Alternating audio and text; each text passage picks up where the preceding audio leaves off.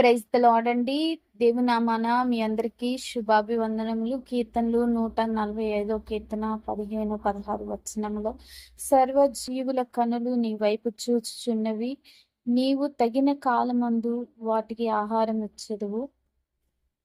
నీ గుప్పిలి విప్పి నీవు ప్రతి ఒక్క జీవి కోరికను తీర్చెదవు. అంటే దేవుడు ప్రతి ఒక్కరిని, భూమి మీద ఉన్న ప్రతి ఒక్క జీవిని దేవుడు చూస్తున్నాడంట.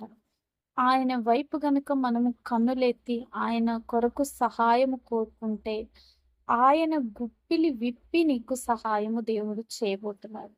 నువ్వు ఏమి కోరుకున్నా కూడా ఆయన సహాయం ఎలా చేస్తాడంటే, ఆయన గుప్పిల్లో నుంచి సహాయం, ఆయన హస్తంలో నుంచి నీకు సహాయం వస్తుంది.